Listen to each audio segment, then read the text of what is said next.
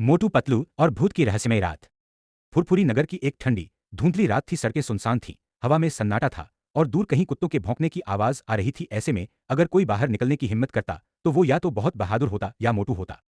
मोटू और पतलू अपने घर में बैठकर गर्म चाय और समोसे का मजा ले रहे थे। पतलू अखबार पढ़ते हुए बोला, मोटू सुना तुमने, अखबार में लिखा है कि पुराने हवेली में भूत दिखाई दे रहा है। मोटू ने समोसे का बड़ा कौर लिया और हंसते हुए बोला, अरे पतलू, भूत भूत कुछ नहीं होता, सब लोगों की कल्पना है। वैसे अगर भूत सच में है तो उसके पास समोसे होंगे क्या? पतलू झूंझलाया, मोटू तुम हर बात में समोसे कैसे ले आते हो? ये मजाक की बात नहीं है। रात को हवेली से अजीब आवाजें आती हैं, कई लोगों ने वहां रोशनी और छायाएं देखी हैं। मोटू की आंखों में चमक आई, मतलब वहां कोई रहस्य है, चलो चलते हैं। पतलू डरते हुए बोला, पगले, रात के 12 बजे हवेली में कौन जाता है? मोटू ने मुस्कुराते हुए कहा, जो रहस्य सुलझाने वाला हो वही जाता है। और फिर उसने एक समोसा उठाया और जोश से कहा, समोसा शक्ति, मोटू क्रांति। हवेली की ओर। रात के 11:30 बजे दोनों साइकिल लेकर निकल पड़े। हवा में ठंडक थी और सड़क के दोनों तरफ सूखे पेड़ हवा में झूम रहे थे। रास्ते में उन्हें गस्सेदार इंस्पेक्टर छिंगम मिल गया। मोटू, पतलू, इतनी रात गए कहाँ जा रहे हो? कोई अपराध गतिविधि है क्या? पतलू बोला, नहीं छिंगम साहब, हम बस पुराने हवेली के रहस्य को सुलझाने जा रहे हैं। छिंगम चौंक गया, क्या उस भूतिया हवेली में? मैं भी आऊंगा तुम्हारे साथ, कानून के हाथ बहुत लंबे होते हैं, चाहे वो भूत क्यों ना हो। तीनों ने मिलकर हवेली की तरफ कदम बढ़ाए। भूतिया हवेली का डरावना माहौल। हवेली के दरवाजे पर जंग लगी बड़ी बड़ी कुंडियां थीं। दरवाजा चररर की आवाज के साथ खुला, अंदर अंधेरा था। दीवारों पर मकड़ी के जाले, टूटी खिड़कियां और हवा में हल्की बदबू फैली हुई थी। अचानक किसी ने कहा, कौन है वहां? तीनों डर के मारे एक दूसरे के पीछे छिप गए। मोटू के हाथ से टॉर्च गिर गई। पतलू कांपते हुए बोला, मैं मोटू, ये किसने कहा? मोटू हकलाया, शायद हवा ने बोला होगा, हवा भी बोलती है ना कभी कभी।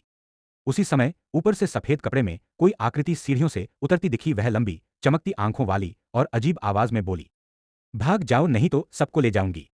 मोटू ने तुरंत पतलू की बांह पकड़ ली। पतलू, ये तो सच में भूत है। तीनों भागने लगे, लेकिन छिंगम का पैर लकड़ी पर पड़ा और वह गिर पड़ा। भूत की परछाई उसके पास पहुंची और वह बेहोश हो गया। मोटू ने डरते हुए कहा, पतलू, हमें कुछ करना होगा, ये भूत सच में खतरनाक लग रहा है। रहस्य की शुरुआत।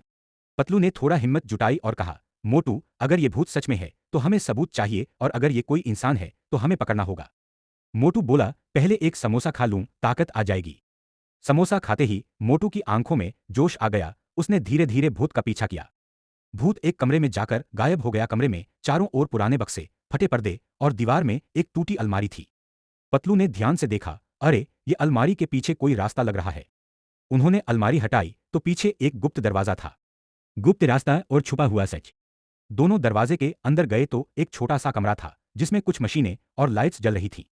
पतलू चौंक गया, मोटू, ये तो कोई प्रयोगशाला लग रही है, यहाँ कोई वैज्ञानिक काम कर रहा है। अचानक पीछे से वही भूत आ गया, लेकिन इस बार उसके पैर जमीन पर आवाज कर रहे थे। पतलू बोला, भूत के पैर जमीन पर आवाज नहीं करते। मोटू ने झटपट उसका पर्दा उठाया और अंदर से निकला जॉन द डॉन। हा हा हा, मोटू पतलू, तुमने मेरा भूतिया प्लान बिगाड़ दिया।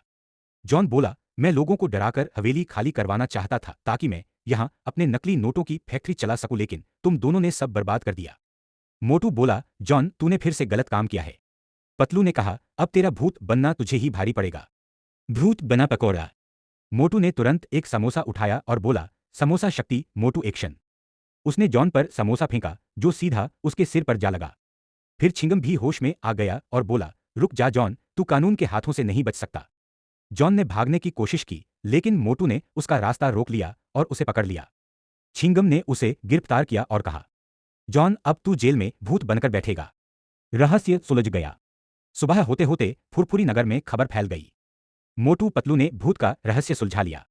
गांव वाले तालियां बजाने लगे। डॉन झटका ने कहा, वाकई कमाल कर दिया तुम दोनों ने, अगर तुम न होते तो जॉन का नकली नोटों का कारोबार चालू हो जाता। पतलू मुस्कुराया, अरे बस थोड़ा दिमाग लगाना पड़ा। मोटू बोला, और थोड़ा समोसा खाना पड़ा। फिर दोनों ठहाके लगाते हुए चाय और समोसे की दुकान पर बैठ गए। एक छोटा ट्विस्ट अंत में।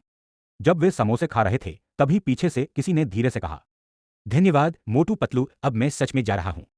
दोनों ने पीछे देखा, वहां एक धुंधली आकृति थी जो हवा में गायब हो गई। पतलू के चेहरे पर पसीना आया, मोटू, ये क्या था? मोटू बोला, शायद असली भूत। दोनों की आंखें फटी की फटी रह गईं और फिर दोनों एक साथ चिल्लाए, बचाओ।